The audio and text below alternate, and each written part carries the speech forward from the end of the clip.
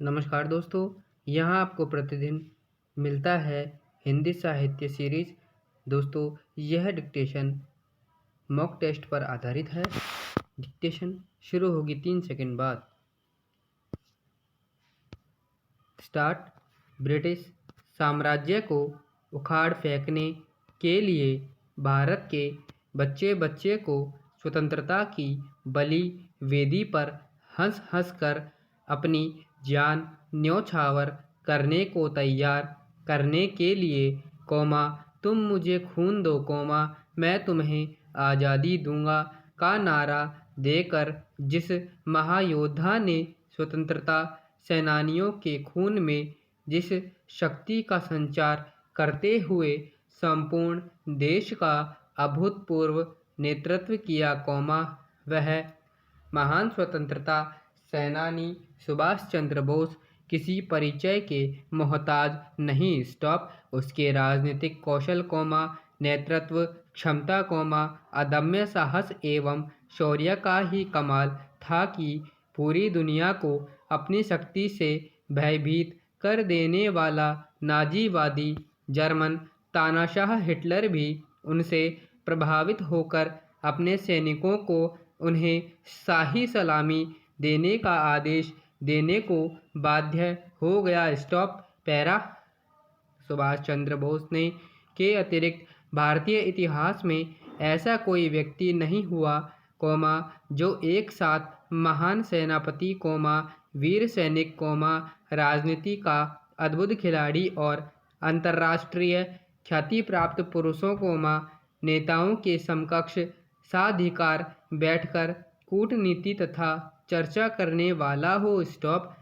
महात्मा गांधी के नमक सत्याग्रह को नेपोलियन की पेरिस यात्रा की संज्ञा देने वाले सुभाष चंद्र बोस एक ऐसे व्यक्ति थे जिनके पांव लक्ष्य से कभी पीछे नहीं हटे तथा उन्होंने जो स्वप्न देखा उसे साधा। स्टॉप। पैरा।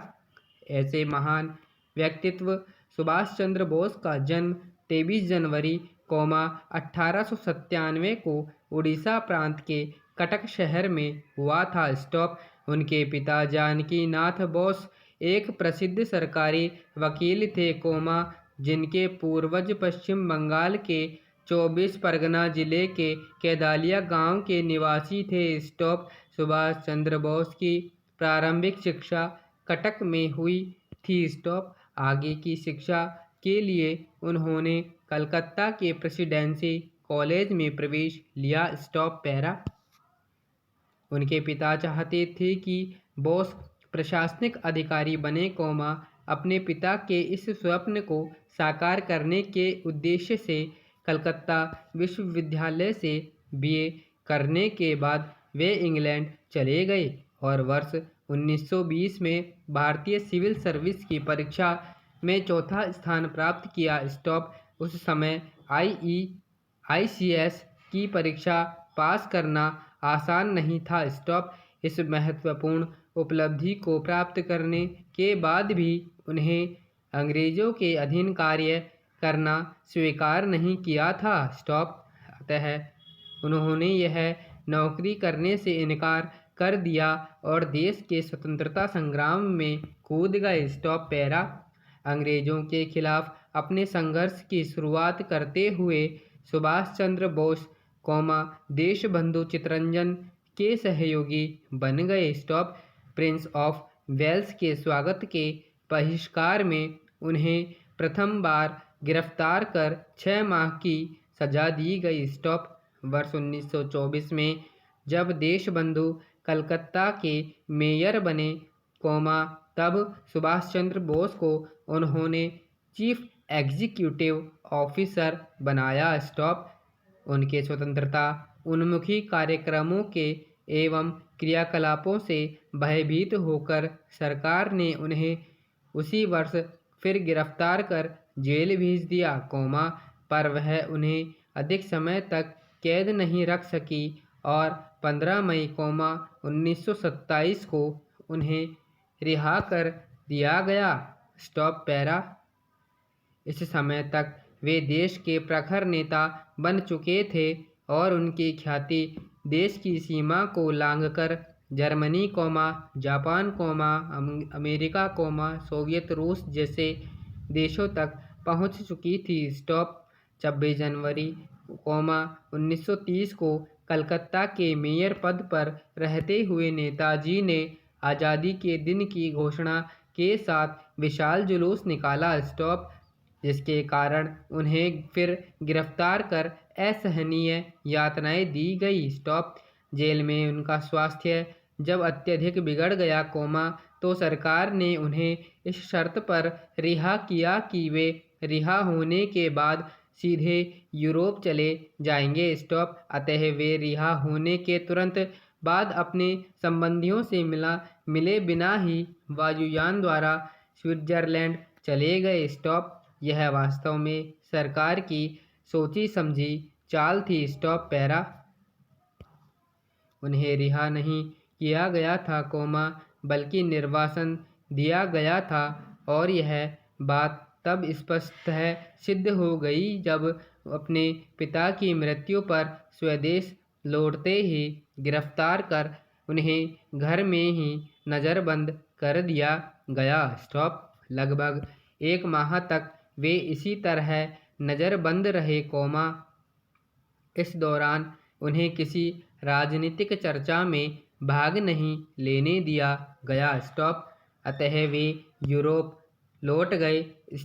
विदेश में रहते हुए देश की सेवा करना काफ़ी कठिन था, और ब्रिटिश सरकार ने उनसे स्पष्ट कह दिया था कि भारत में वे केवल जेलों में ही रह सकते हैं, फिर भी वे स्वदेश लौटे, इसका परिणाम यह हुआ कि उन्हें पुनः गिरफ्तार कर लिया गया। उनकी गिरफ्तारी से देश भर में क्रांति की लहर फैल गई, पर सरकार टस से मस नहीं हुई। इसी बीच उन्हें उनके बिगड़ते हुए स्वास्थ्य को देखते हुए उन्हें पहले की तरह पुनः रिहा कर दिया गया।